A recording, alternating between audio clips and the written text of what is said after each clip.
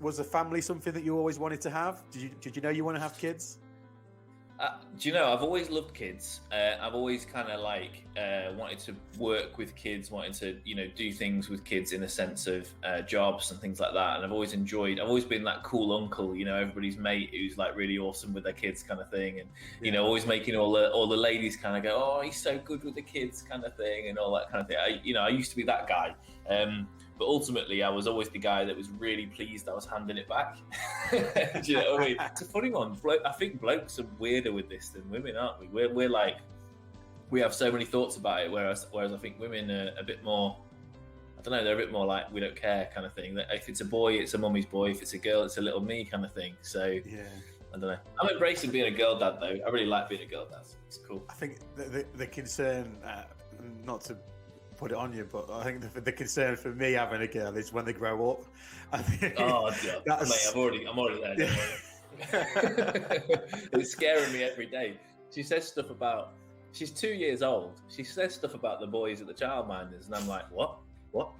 Ollie said what? I mean, the fear of it all, like everything, like just everything was scary. Like, am I going to break this baby? Do you know what I mean? Like, is there something wrong with the way I'm holding her? Is there something wrong with the way I'm feeding her? What do we do next? Why does it smell like this? Do I need to wash her? Or not, like Google just got a hammer in. Do you know what I mean? Yeah. But no, do you know what? I always look back fondly. I do look back fondly. It was one of those situations where it was all over the place. It was a bit crazy. It was tiring.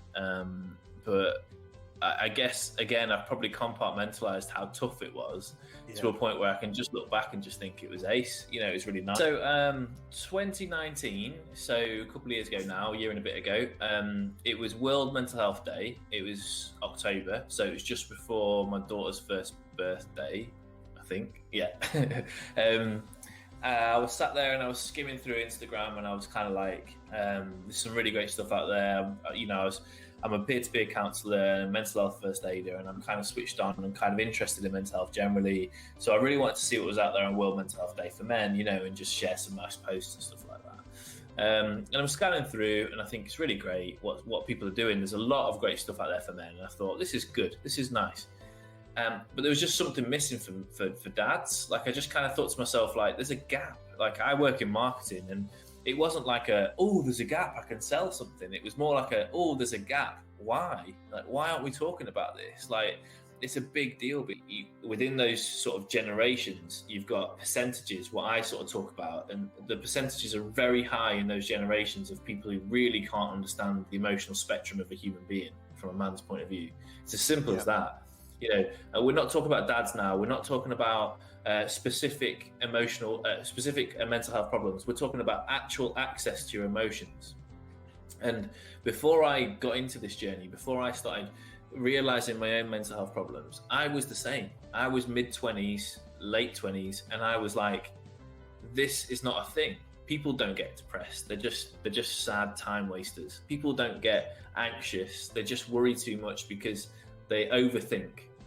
Well, now I know that's absolute bollocks. And now I know that, like, actually, there's so much science and so much evidence that mental health is so much more important than it used to be, or should I say that it's always been as important as it's not been made out to be.